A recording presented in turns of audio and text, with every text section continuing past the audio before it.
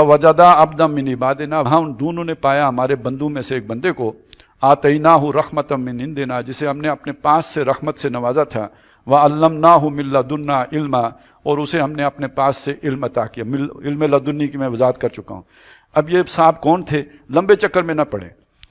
میں نے آپ کو بتایا نا اللہ کی ایک خفیہ سول سروس ہے، کام چلاتی ہے، اس کے کوئی انچارج ہیں کسی علاقے کے، اے سی صاحب ہیں وہاں کے، ڈی سی صاحب ہیں، جو مرضی سمجھ لیجیے، آسانی کے لیے بات کر رہا ہوں، میں ان کی توہین کے لیے نہیں کر رہا ہوں۔ لوگوں نے جو خضر بنایا وہ ہماری سمجھ میں نہیں آتے نا، ہمارے تصورات اس سے ہٹ کے ہیں۔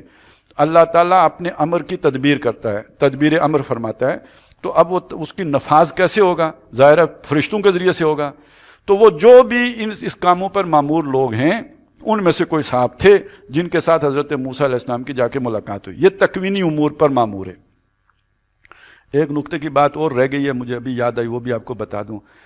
فرشتہ جو بھی کام کرے گا اس پر وہ اجر کا مستحق ہے، کیونکہ وہ اللہ کے حکم کی خلاف ورزی نہیں کرتا۔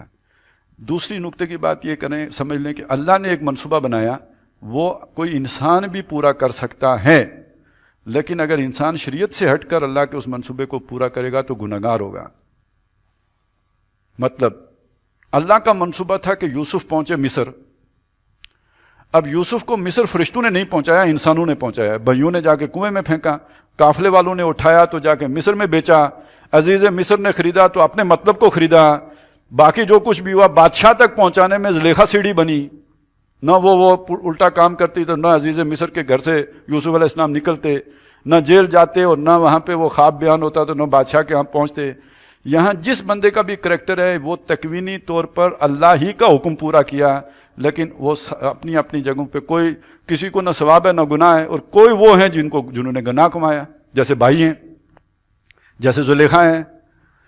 تو آج اگر فرض کریں ایک کام میں کسی کو قتل کر دیتا ہوں تو اس کا قتل ہونا لکھا ہوا تھا، میں سبب بن گیا ہوں، لیکن اس کا یہ مطلب نہیں ہے کہ میں نے چونکہ اللہ کے منصوبے کو پورا کیا ہے لہٰذا مجھے اجر ملے گا، نہ، میں انسان ہونے کے ناطے میں گناہگار ہوں، بدلے میں مجھے جہنم ملے گی، لعنت ملے گی، اللہ کا غضب ہوگا میرے اوپر، البتہ اس تکوین کی سطح پر اللہ کا منصوبہ پورا ہوا۔ لیکن یہ کام اگر کوئی خضر کرے گا، یہ کام کوئی ملک الموت کرے گا تو اس کو اللہ نہیں پورا، وہ تو اسی کام پر مامور ہے، میں اس کام پر مامور نہیں ہوں۔ اسی لیے میں نے آپ کو بتایا تھا، مجھے معلوم بھی ہو جائے کہ سیال موڑ پہ ایکسیڈنٹ ہوگا تب بھی میں نے جانا ہے، جب تک کہ اللہ تعالیٰ کوئی، وہ تو نبیوں کو منع کرتا تھا نا، ہمیں تو اللہ کی طرف سے کوئی پیغام نہیں آنا ہے۔